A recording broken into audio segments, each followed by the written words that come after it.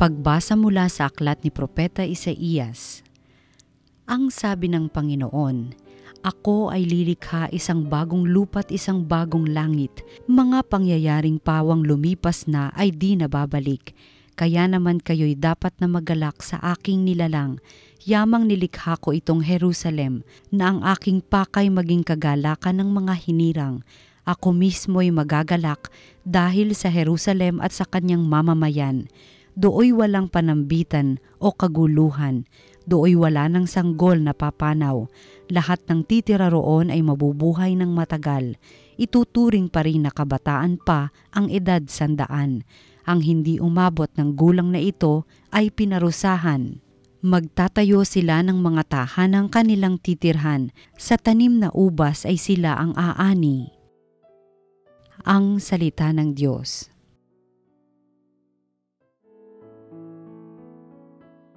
Poong sa akin nagligtas, ang dangal mo'y aking galak. O Panginoon ko, sa iyong ginawa, kita'y pinupurit, ako'y iniligtas. Kaya kaaway ay di na nakuhang matuwa't magalak. Mula sa libingang daigdig ng patay, hinango mo ako at muling binuhay. Ako nakasama nilang napabaon sa kailaliman. Purihin ang poon, siya ay awitan ng lahat ng tapat na mga hinirang. Iyong gunitain ang mga ginawa ng Diyos na banal. Ang kanyang ginawa ay alalahanin at pasalamatan.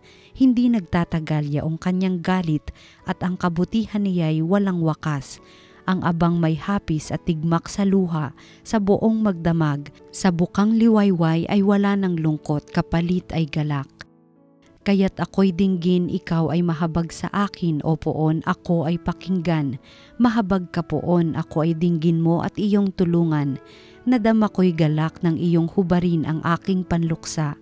Sa pasasalamat sa iyo, o poon, ay di magsasawa.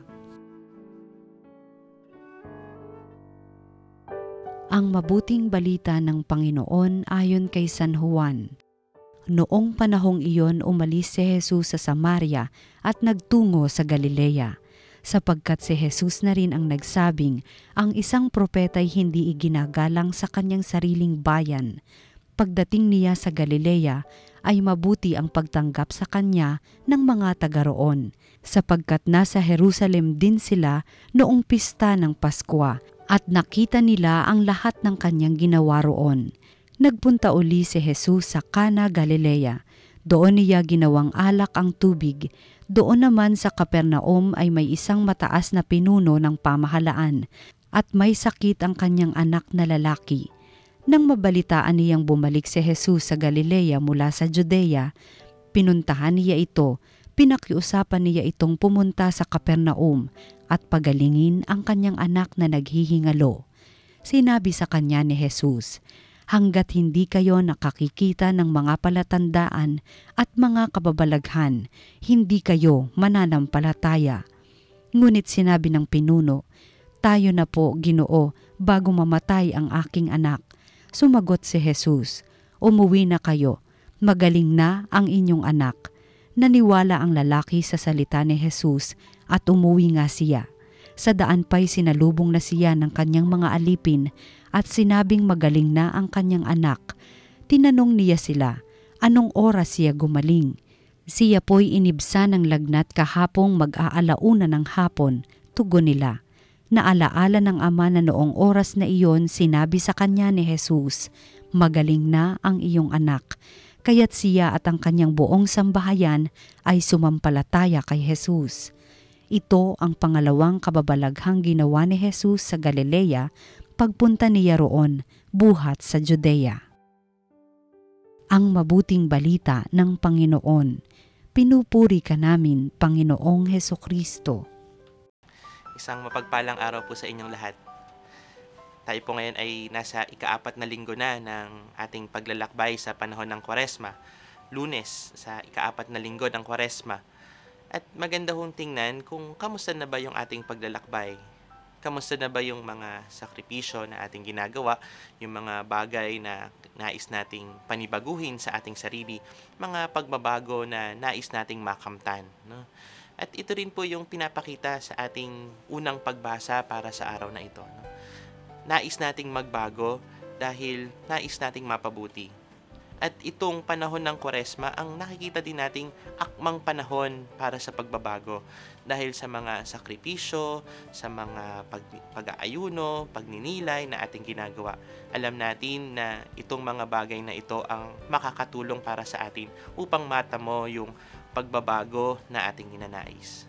Mga lumang kaugalian, mga hindi magagandang pag-uugali na nais nating iwan at gusto nating mapanibago sa ating sarili.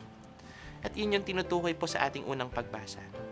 Yun yung pag-asa na pinapaalam sa atin o pinapaabot sa atin ng ating unang pagbasa. Kapag tayo nagbabago, ninanais nating magbago sa ikabubuti ng ating sarili. Magbabago para sa ikabubuti din ng ating lipunan, may kabubuti din para sa ating kapwa. Pagbabago para mas maging mabuti. Pero alam po natin na hindi rin madali yung magbago. Kasi malaking tukso din para sa atin na sabihin natin, hindi naman ako ganung makasalanan. Hindi naman ako katulad ng iba dyan na mas mabigat ang kasalanan o di kaya mas masama yung ugali kaysa sa akin. Minsan, mas nakikita natin yung sarili nating galing. Nakakalimutan natin na gaano man kaganda, gaano man kabuti nung ating sinasabuhay, may mga maliliit na bagay din na kailangan din natin pagtuunan ng pansin. Mga maliliit na bagay na pwede nating baguhin pa para sa ating sarili. Mga maliliit na bagay na maaari nating naisantabi o di kaya ay naisasaalang-alang at hindi natin napapansin, nakaka-epekto rin pala ito sa ating pakikipagtungo, sa ating pakikipag-ugnayan sa ating kapwa. At yun din po yung hamon para sa atin. Huwag lang nating tingnan yung mga malalaking bagay, yung mga malalaking kasalanan na alam natin na dapat nating iwasan at dapat nating panibaguhin. Pero ano pa yung mga maliliit na bagay na nakakatulong para sa atin upang magpabanal pa para sa atin. At ito po yung inahamon din para sa atin.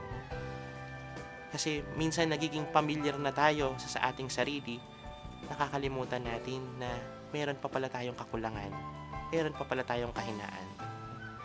Doon sa ating ebanghelyo para sa araw na ito, sinabi ni Jesus na hindi tanggap ang isang propeta sa kanyang sariling bayan.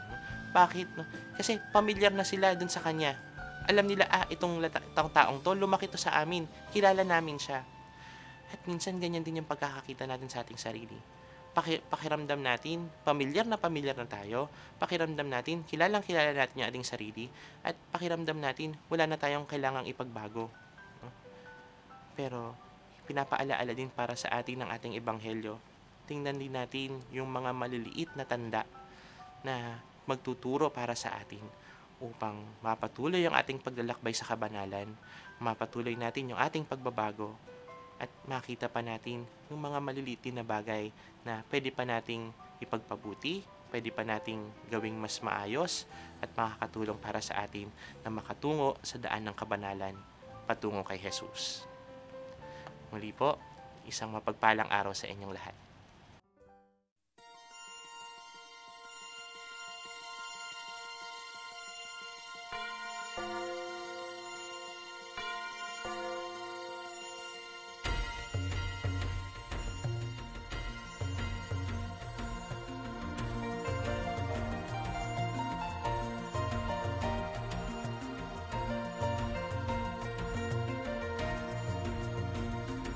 Did you know what the baby Jesus saw when he opened his eyes for the first time?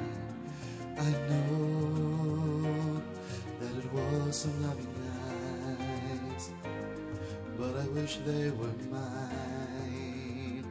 We could only imagine what happened on his birth, all alone and unwelcome. He came to this earth